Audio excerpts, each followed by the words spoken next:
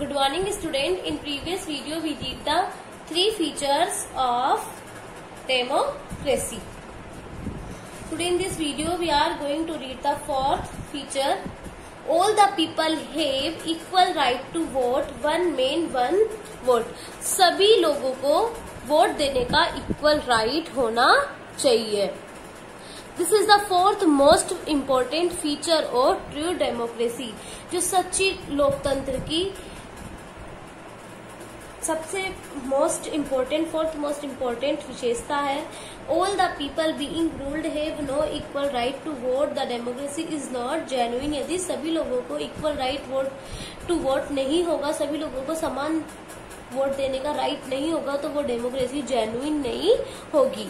Every citizen of the country, poor or rich, weak or strong, common or specific, man or woman, must have equal right to vote.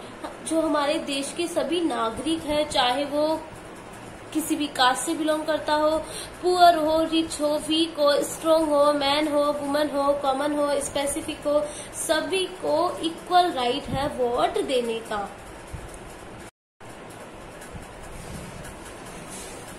Any discrimination based on caste, creed, religion or gender in event of expressing its desire to vote means deviation from true democracy. यदि वो vote देने की इच्छा के अंदर यदि उसके साथ भेदभाव किया जाता है तो वो लोकतंत्र से विचलन हो जाएगा. उसके साथ भेदभाव किसी भी बेस्ट पे किया जाए, क्रीड हो, रिलीजियन हो, जेंडर हो या फिर कास्ट हो.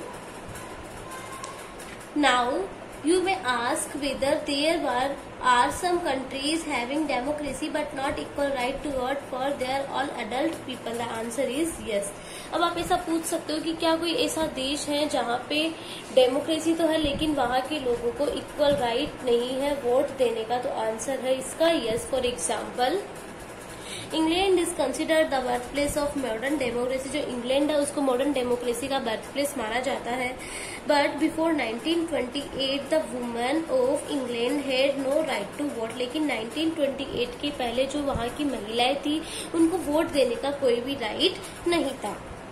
Even the poor people below middle class could not vote before 1918. Even जो 1918 के पहले तो जो पुअर पीपल थे, जो मिडिल क्लास से बिलोंग करते थे, उनको भी वोट देने का कोई भी राइट नहीं था. In Fiji the vote of an indigenous Fijian. अब फिजी के अंदर जो वैल्यू है किसके वोट की, इंडिजीनियस फिजियन की, has more value than that of an Indian Fijian. Indian Fijian से ज्यादा किसकी वैल्यू है वहां पे, इंडिजीनियस फिजियन के वोट की. Hence, in true democracy, every citizen, man and woman, has equal right to vote and value to vote. इसलिए चाहे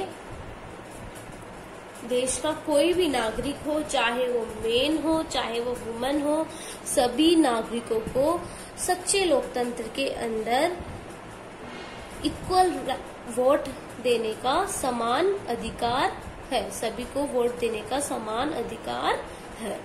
अंडरस्टैंड. हमने 4th फीचर तक पढ़ लिया है.